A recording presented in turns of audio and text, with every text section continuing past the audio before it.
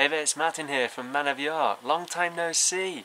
So I'm currently sat in my yard in Windsor, in just the same house I've been in for this past 6 months. And I'm smoking a Peterson 2018 Pipe of the Year, and in it I've got some cigar and snuff, which is one of the local London blends, which you can only really find in Covent Garden in London. I'm not so sure whether you can get it online. Maybe you can. I haven't shopped online for tobacco for a long time, to be honest. I've got so much, I've got my own little ration cellar, and I'm currently getting through it. This is in fact a pouch of a Virginia Cavendish mixture, which was given to me by Blackbird Piper. And I do miss Blackbird Piper's videos as well. Like, it'd be nice to see John.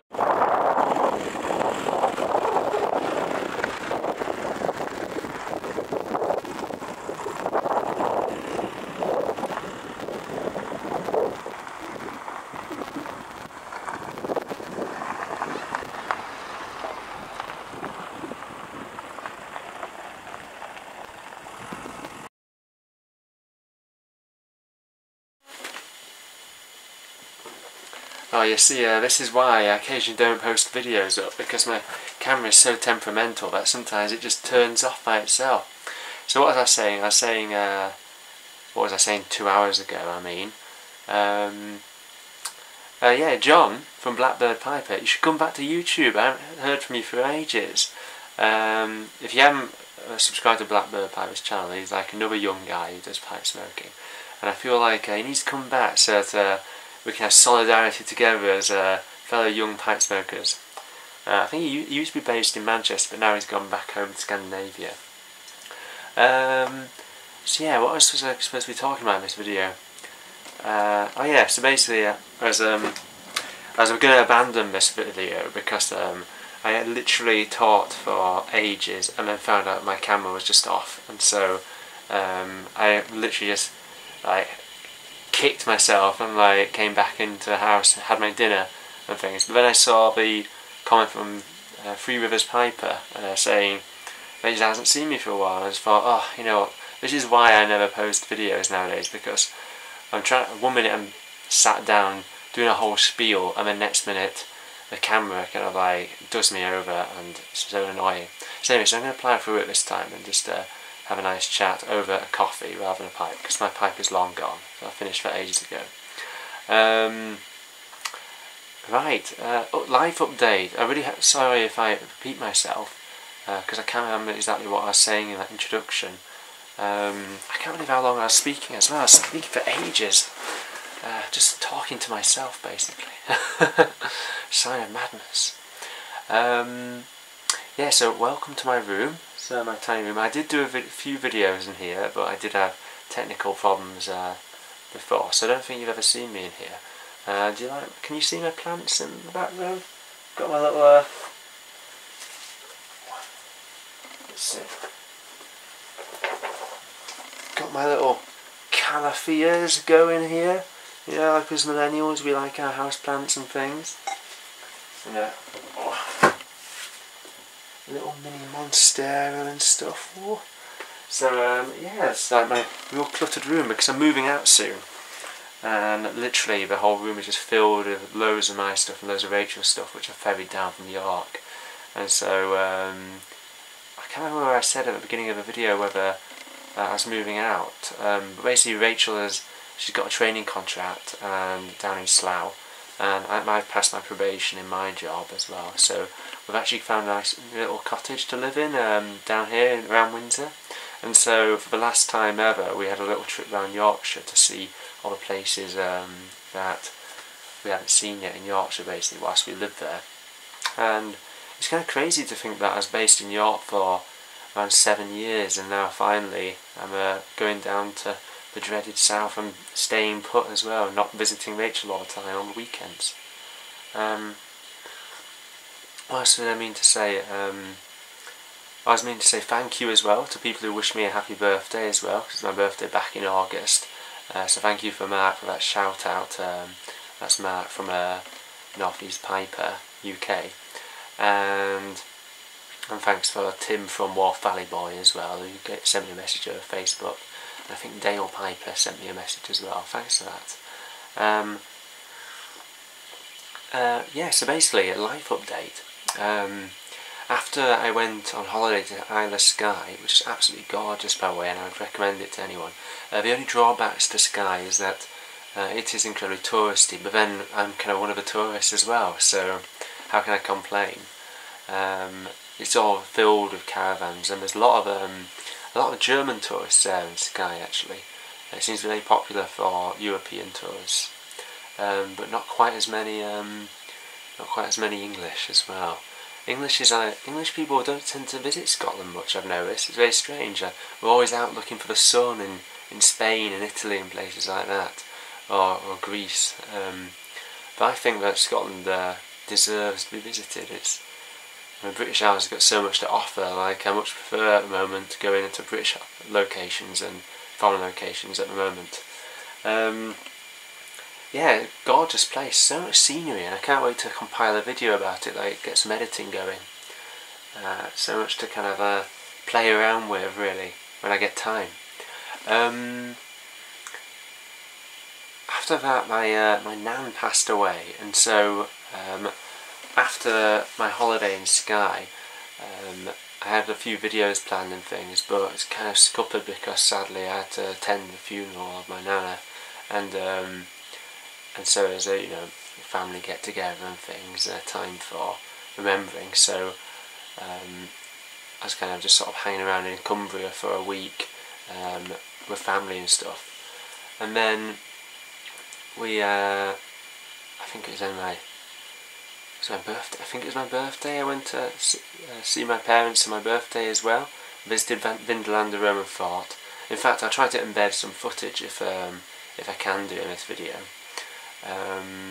And then of course we went down to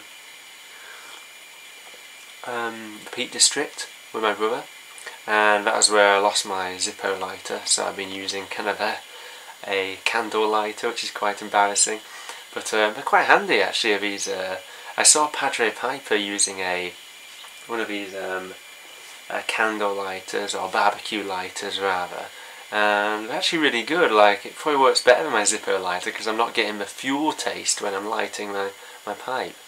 Whilst I was camping actually, I was using just kindling to light my pipe as well from the fire that we put up, which was really nice.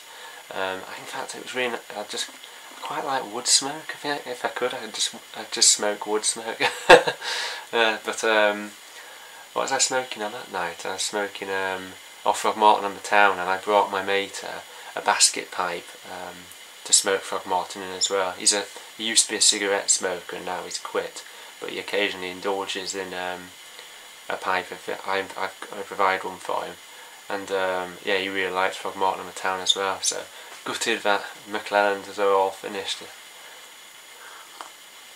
And anyway, so we had our last week in Yorkshire, and I thought that in this video I could just show some footage of Yorkshire.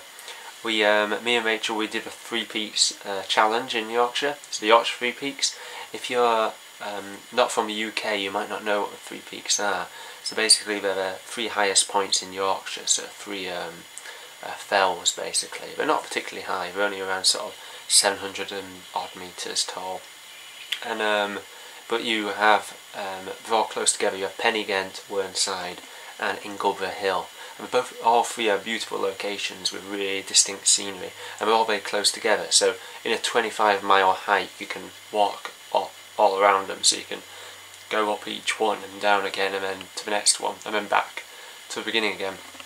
And yeah, we weren't impressed. Like, I visited Ingleby Hill, just hiked up Ingleby Hill and Whernside as well, just to see them and to enjoy the scenery. But the problem with the 3 Peaks is that it's just a grueling challenge, and you have to complete it in 12 hours.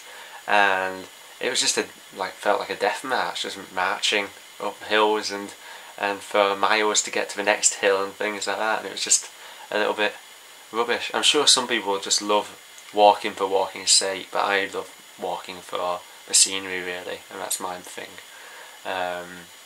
Love the outdoors, but I couldn't recommend the Three Peaks to people who are more of the Wainwright style of thought, where you enjoy it for the scenery or the history and things rather than just hiking.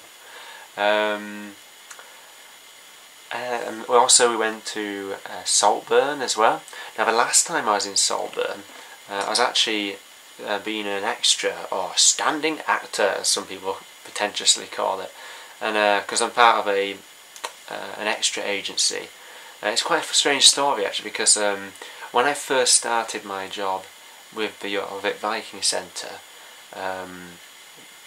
back in 2015, I'd grown out a big beard because I wanted to look like a Tudor man, because I wasn't starting with the Viking Centre, I was starting with Barley Hall, which is in the same company, you see, and I wanted to look like a Tudor man with this kind of like Elizabethan looking beard, which is pretentious in itself. But basically it was quite good because it won me this place in this agency, because as I was walking to work for the first ever day of my shift, this lass with like a clipboard chased me down from across the road and said, "Hey, you've got a really great beard. You should consider joining our agency." And I was just like, "Well, what agency?" And she says, "Well, do you want to act as a Victorian in our new drama, ITV drama?" I was just like, "Do I?"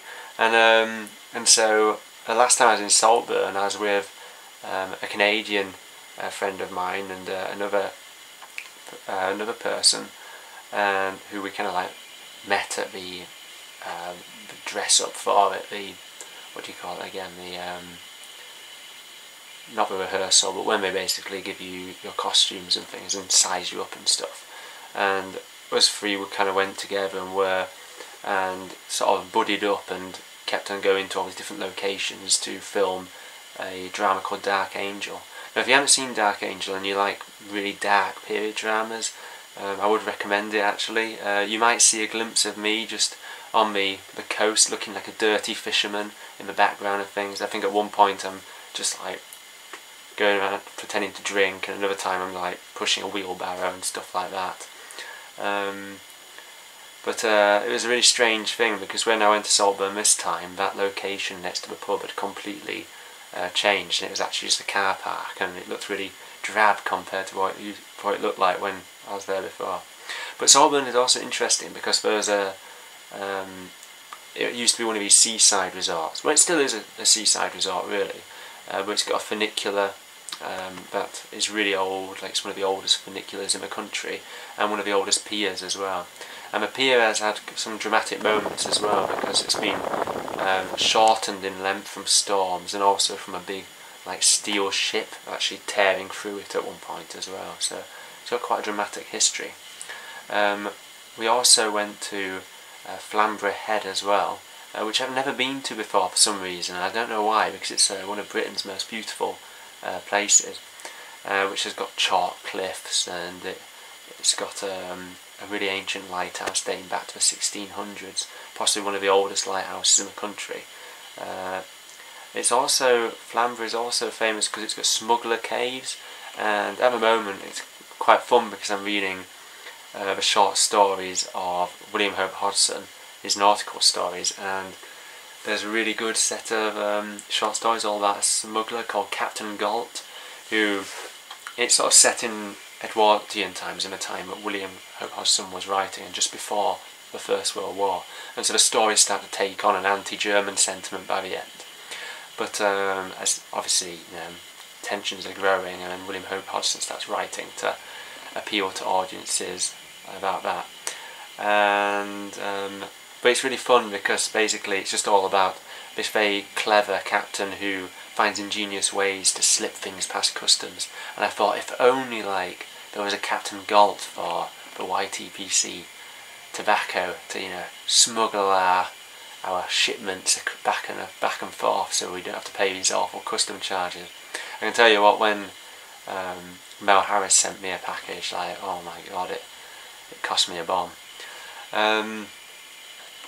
But yeah, so I was reading these books, and when we were parked next to the lighthouse at Flamborough Head, it was quite atmospheric because I was imagining it all happening at Flamborough Head. These like little smuggling expeditions. Also, we went whale watching as well, which was really fun as well. So me and Rachel are like real eco-tourists, and we found that in Whitby, so you know the town that's famous for Bram Stoker writing Dracula at and basing parts of Dracula in it, and also a goth festival as well, which I went to last Halloween time. We had there's this kind of boat called the Summer Queen, and the people who keep the boat take people out on it for tours, and throughout all of July and August they charge only £10 per head for doing 2 hours coastal trips outside of Whitby, and the view you get of Whitby from a boat is absolutely gorgeous. You can see the Abbey on the hill and the old church on the hill as well, and it looks really gorgeous, and harbour and column and things.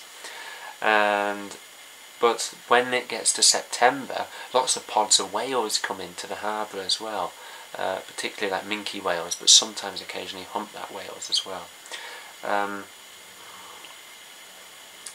So of course, because like it's becoming more interesting, they put the price up to £40, and they also increase the length of the tours to 4 hours. But we decided that if we just went on one of the last weekends of August, we might be a chance of seeing some whales, and then we'd just be paying £20 for both of us. And we actually were correct, because there's a big shoal of herrings coming through on that week, and there was lots of wildlife like seals bobbing up on the water and gannets were diving in, like the gannets that you saw on Bempton Cliffs. But also we saw 2 minke whales as well, really close to the ship, the boat rather, and saw the fin kind of going beneath the water and stuff. So it's really cool. It's really cool.